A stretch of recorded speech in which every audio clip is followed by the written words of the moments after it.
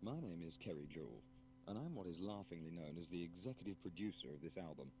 I think it's only fair to warn you that this was recorded in front of a live, all-male audience in one of Sydney's leading clubs, so some of you may be just a little shocked. In fact, if you have a weak heart, or you're a nun or a priest, a child under 18 years of age, or an adult over 17 years of age, I think you better switch off now. I've known Dave now for about 3 years, and since then I've formed a great attachment for him. It's going to fit over his mouth. Those of you who haven't heard Dave before, I think, are in for a very moving experience. And if you have heard him before, then why the hell did you buy this tape? And now, here he is. That Pommie Bastard.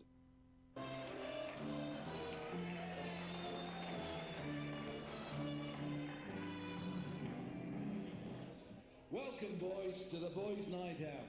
My name's Dave Burke. My wife's got a big cunt, that's me.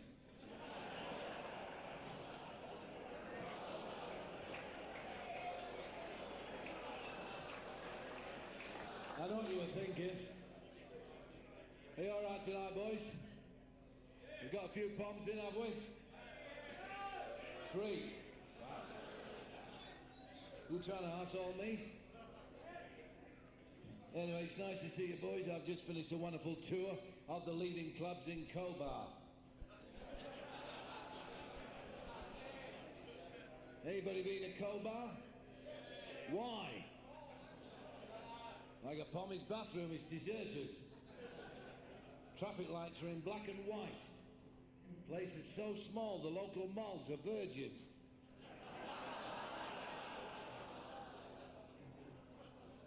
Staying at the pub in Cobar, I was out at the pub of the cemetery. Went down the bar, they're having a raffle. Bought myself a raffle ticket. I won the second prize in the raffle, a night out with the barmaid Lorraine. First prize was $1.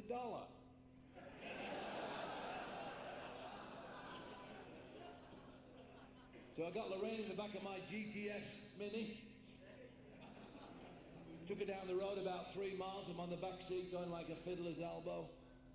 Came a knock on the car window. Wound the window down. There was 2 of the lowest words in the English dictionary. Highway patrol. I said, what do you want? He says, blow into this bag. I said, you're joking, I've just thrown it out.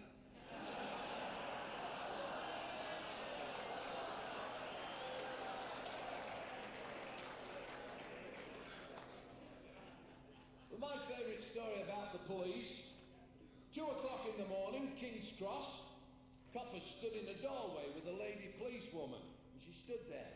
Oh, she says, it's cold, isn't it? I said, oh, it's not too bad. She said, it's all right for you.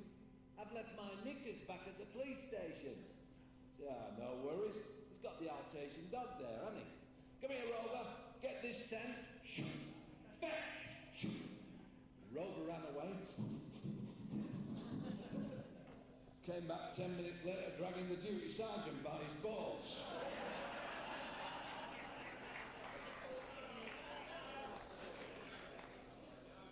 Anyway, talking about England, I went back for the royal wedding. Why shouldn't I? My brother was a queen.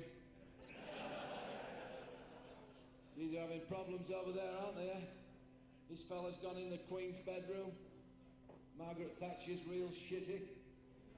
She's been leaving the door open for the last 2 fucking years.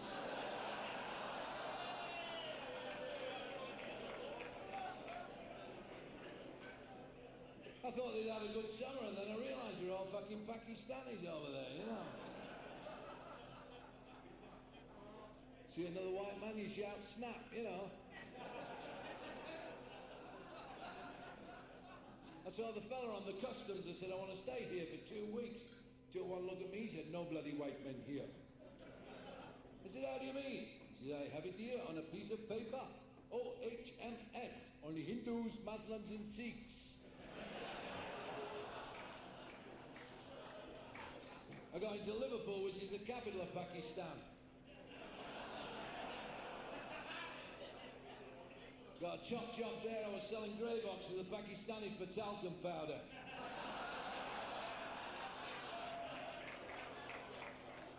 Sure got browned off with that. Anyway, I'm walking down the main street in Liverpool the first day. There's a big building on fire. Stood at the top of the building. A little Pakistani shouting for help. And the fire brigade came. They were on our side. They were white fellas. They pulled out this net and they shouted out, "Come on, Paki! Jump into the net and we'll catch you." He said, "No, no, no, no fear, man. I don't trust you snowflakes." They jump up the building to pull the net away. Put the net on the floor, then I jump. All the Pakistanis in England paint the garbage cans red and yellow, so the kids think they're eating out at McDonald's.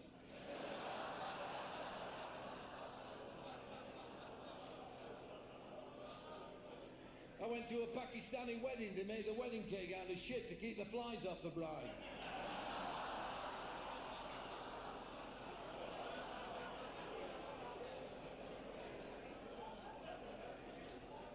So I'm driving down to Liverpool, down the M6, and there's a Pakistani walking across the road. And I ran over him. It took me 10 minutes, but I ran over him, you know. Went up the road, had a touch of conscience. I thought I'd better go back, see how he is. So I turned the car around, went back, couldn't find him anywhere. There's a pool of blood on the floor. I thought he's left the scene of the accident. I turned round, there's a field next to the road and a man on a tractor. I said, "Have you seen a Pakistani that's been in a road accident?" He says, "Yes, I've just buried him." I said, "Was he dead?" He said, "Well, he said he wasn't, but you can't trust them black bastards." How do you think these jokes will go rep an RSL on Sunday? Oh, Jesus. Hey, I'll tell you what, fellas, isn't it nice to come out to a boys' night out and leave the pain in the arse at home? I mean, I've got one at home, you know. She's got a new contraceptive. My wife's got a new contraceptive. She takes her makeup off every night.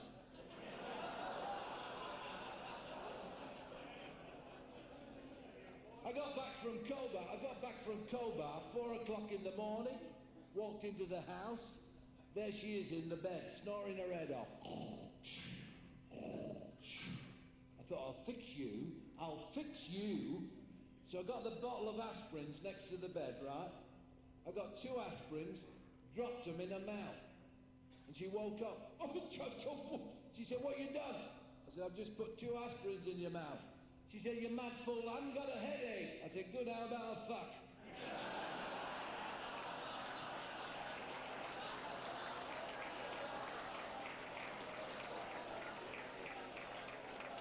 I'll tell you what, she went to the doctors about 6 months ago for a vaginal inspection. Doctor put her on the table. He said, "That is the biggest fanny I've ever seen." It's the biggest fanny I've ever seen. She said, "You didn't have to repeat yourself." He said, "I didn't, it was the echo."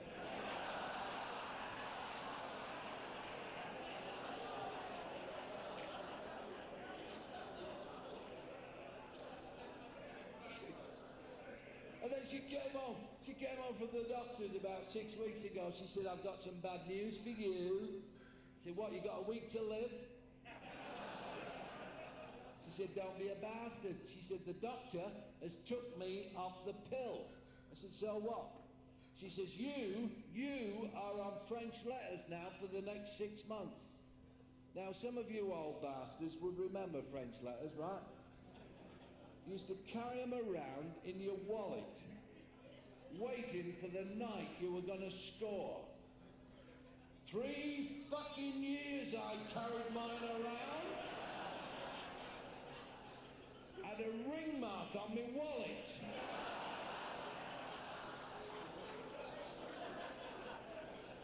Finish up, I had a wank in it to see if it worked.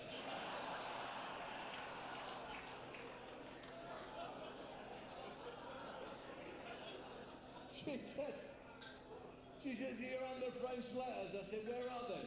She says, "They're on the bed." I thought, I'll go and see if they still make them too small.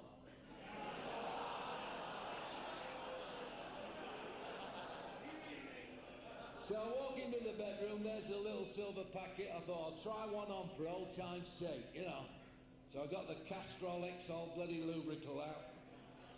I'm just putting it on the old fella. The bedroom door opened. My little boy, 5 years old, came in. I went, "Shit." He said, "What are you doing, Dad?" I said, "I found a mouse." He said, "What are you going to do, fuck it?"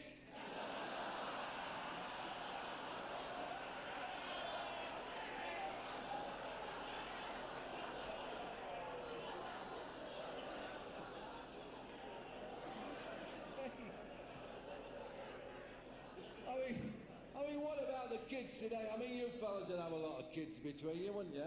Some of them at home, right? I mean, I've been married 25 years now. I mean, it only seems like yesterday. If it was tomorrow, I would piss off tonight.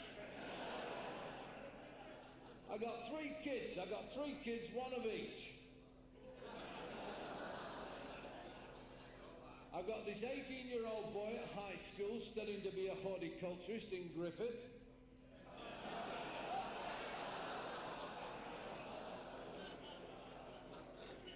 I said to him on Saturday, I said, go and cut the grass. He went into his bedroom with a pair of scissors.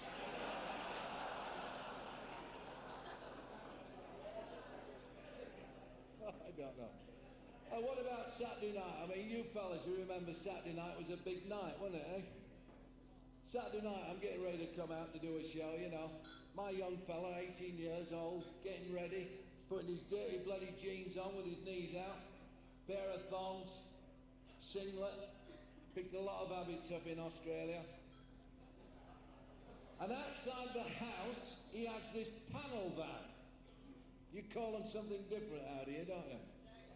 Shagging wagon. Mum went out and had a look at this shagging wagon on Wednesday. There's a double mattress in the back, little television screen, 2 towels, and a bottle of Johnson's baby oil. She says, what's the Johnson's baby oil for? I said, that's a fucking Statesman DeVille. When you give them a lube, you use the best fucking oil.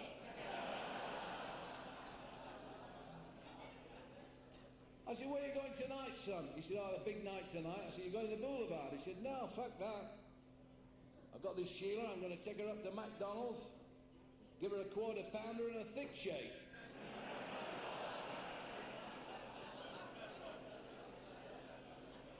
I mean, what was it like when we were young? Way back in the teddy boy era, right? The fucking jackets down there, 12-inch trousers. I used to have to lay on the bed to pull my fucking trousers off. Forgot as fuck, I'd have never got them off. 4-inch brothel creepers on and a string tie and a DA. Down to the local dance, you'd had 10 pints of black and tan, 2 chunders and you were ready. You got in the dance hall, all the birds were on that side of the room. The planet of the fucking apes down this side.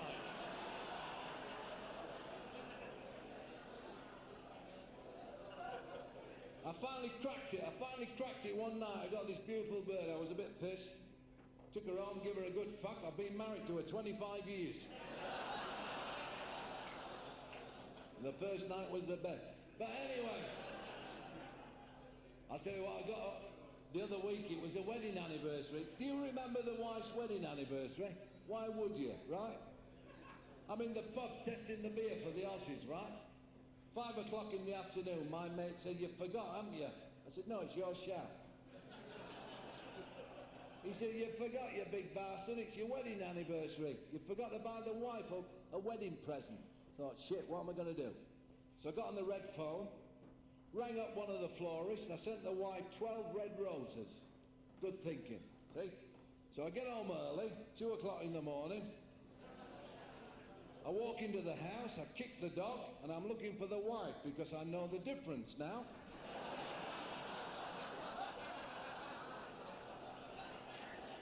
One of them's got a longer tongue.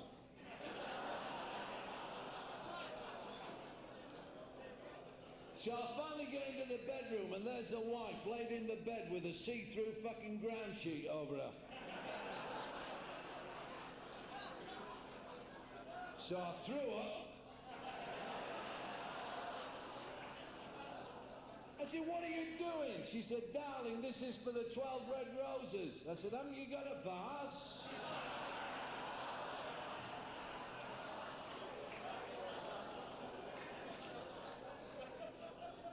Well, about this fellow, he went into a shop, he put his cock on the counter. The girl said, excuse me, sir, this is a clock shop, not a cock shop. He says, oh no, put 2 hands on that.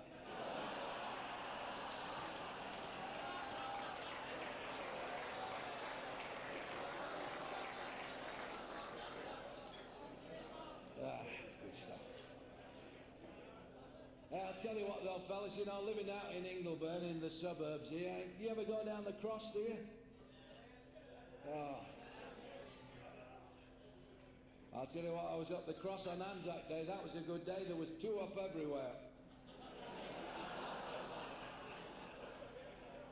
I'm walking up the cross. This fellow went to this house, knocked on the door. A woman of horizontal refreshments opened the door. She said, "What do you want?" He said, "How much will you charge for my company?" She said, $25. He said, "Right, company, 10 chunk." Left, right, left, right.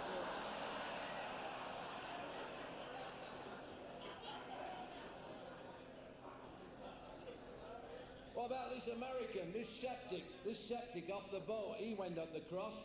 He got one of our Sheilas. He's in bed having a good root. I like that word, root, don't you? It's like the bus driver that thought an alternate route was his sister-in-law.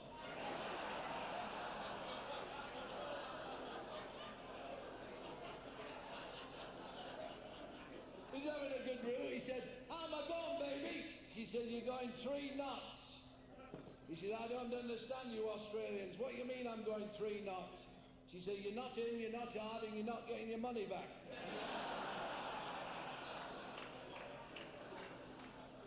Another fellow went up the cross. He's having a good route. She said, "You certainly needed this, didn't you?" He said, "I certainly did. I've been in the VD clinic for 6 weeks."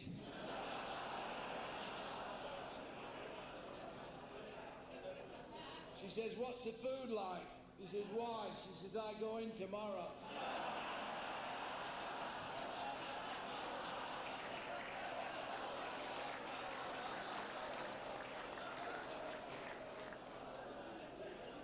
Not worth it, is it, eh? Like this fellow went to the doctors, he's having a bit of trouble with his private, she said.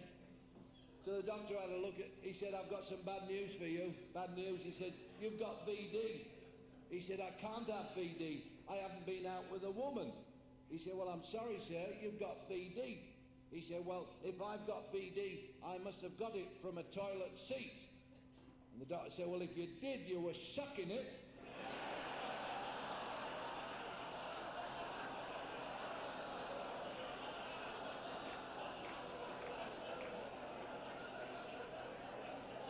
I'll tell you what, talking about the cross reminds me of that story. Once upon a time, in the land of happy happiness, there lived a dirty great big dragon, and it terrified everybody in the land. And one day, a brave young prince came to the land, and with one mighty swipe of his sword, he killed the dragon. Ha! The king was overjoyed.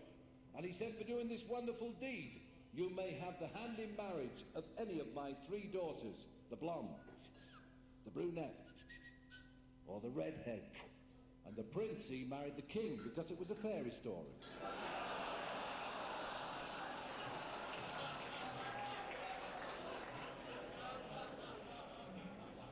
What about the puff went to see the dentist? He pulled his prick out. The dentist said, "Excuse me, sir, I'm a dentist. I look at teeth." He said, "Have a look at that. There's a tooth in it."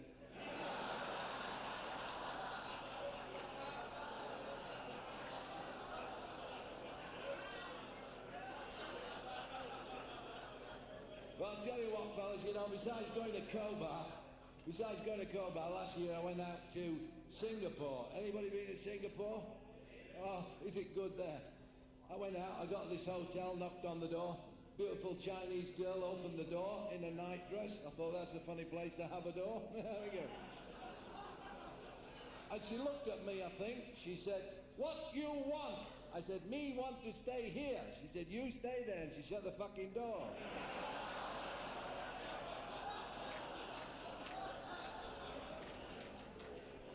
I said, "Just a minute, I've got a reservation." So she put me in a room full of red Indians, you know.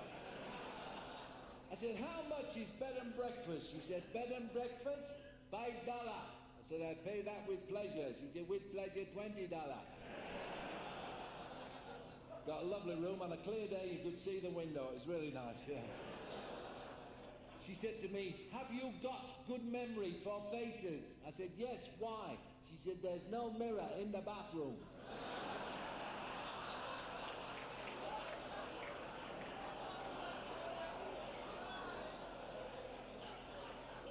I said, "I have a leak in the sink." She said, "Everybody do that." I don't know, but while I was there, fellas, I got to tell you, I went for a Chinese massage. Now, you've heard about it. It's the best in the world, see? I got into this very nice little place, and this beautiful fried rice came out in a G-string. She stripped me down, put me on this table, and started massaging my body with Tiger Balm oil. And she's massaging my pectorals and my latissimus dorsi. And then she started rubbing my stomach. And there was a stirring in the nether regions. And she looked down at this apparition. She said, "You want a wank?" I said, "Yes, please." So she went out of the room, came back 2 minutes later and said, "You finished?"